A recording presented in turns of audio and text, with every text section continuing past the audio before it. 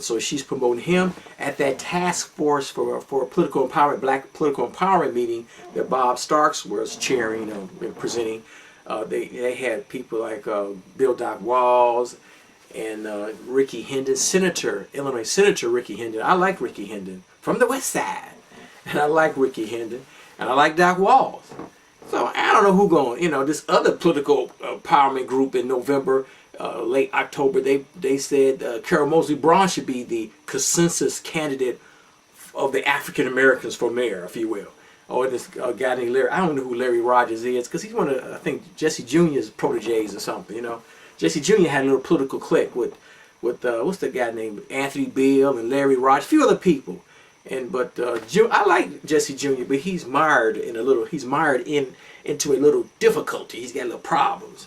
So, and I like Junior, but that's why I stay out of the politics.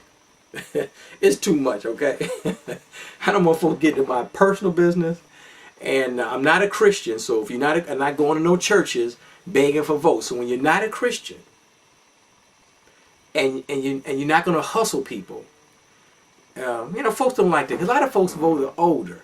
Because you younger folks don't vote because you don't understand it.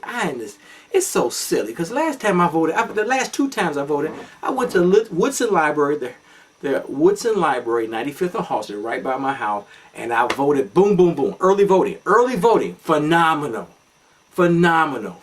And I think you can vote downtown near City Hall on Saturdays and Sundays, I think. And they have, at some point I'm going to vote absentee. Although I'll be here in Chicago, I'll still vote absentee. And they say, Mark, your vote doesn't matter. Why vote? That ain't the point. It's just my opinion. This is what I think should, you know what I'm saying?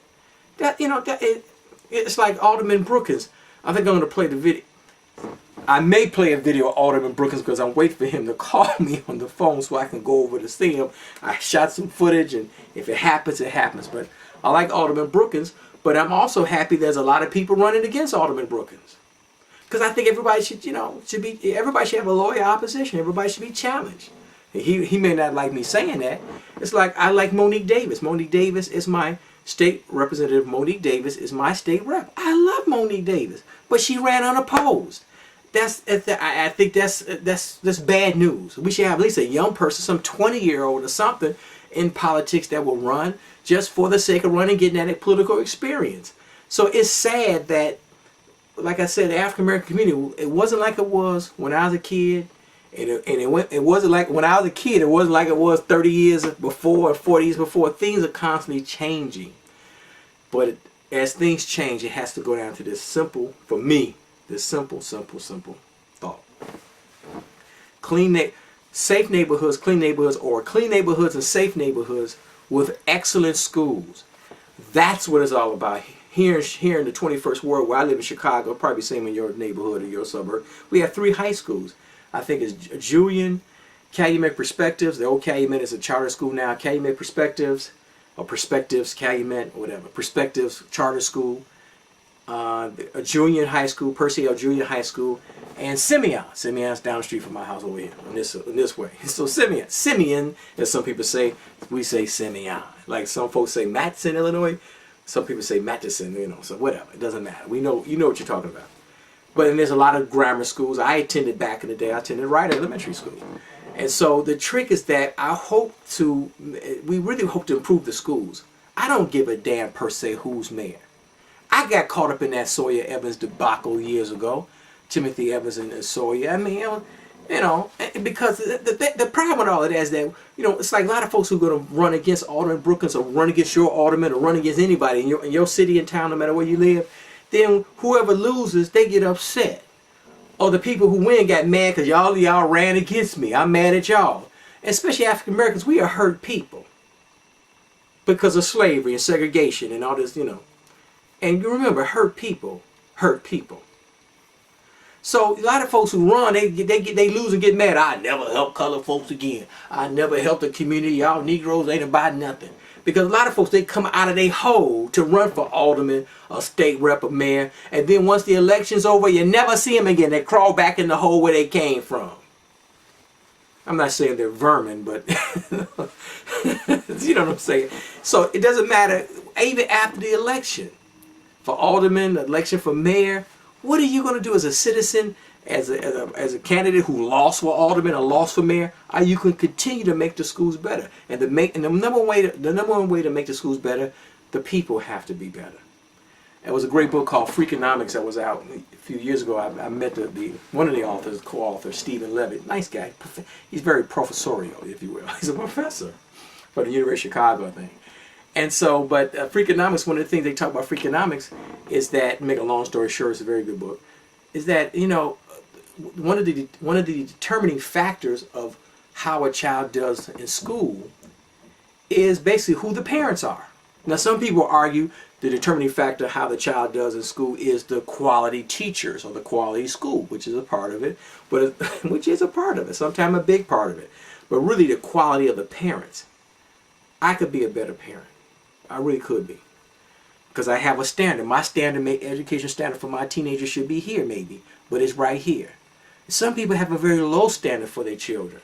And some parents, some of our children, especially African American children, are raised by their grandparents. African Americans are one of the largest group, if not the largest group, that their children raised by their grandparents. So if you're 60, 70 years old, the average 60, 70-year-old ain't got the energy, time, and dare I say sometimes the intellect to go toe-to-toe with these teachers. Because man, we go toe-to-toe with them teachers sometimes. You know, I've been in my children's school, but I go there at least every other week causing trouble. Because I work nights. I admit I work nights, so I have time during the day to go up there and cause trouble. And I'm trying to cause trouble, trying to make the school better for my children and the other students in the building. And I want the school to be good long after my children have left the building. Because a lot of you don't care about education because you don't have any children in the public schools. The public schools, you know, you go to New Trier School District or the Hinsdale School District, or go out to Naperville School District. I met a young lady, a student, a young African American young lady, you know, and she lives in Bolingbrook, and there's a contingency of African Americans who do live in Bolingbrook, but she wanted to go to Neuqua Valley, the Neuqua Valley High School on West 95th Street, way west in Naperville on 95th Street, so she can go to Neuqua Valley is a better school where the Negroes go to. The Negro children. I say Negro children because remember, when I was born, we were Negroes. We were colors before I was born. We were black for a while. Now we're African Americans. And now people say, I'm not really African American. I'm mixed race. I'm biracial. I'm this and that. I'm everything but a descendant of African blood. I say all that to say this. It was a young guy on C-SPAN. He was a record executive. He was saying that he lives in New Jersey, New Jersey, on the side of the Hudson. And so he said he was in one town with his children, went to the school and whatnot.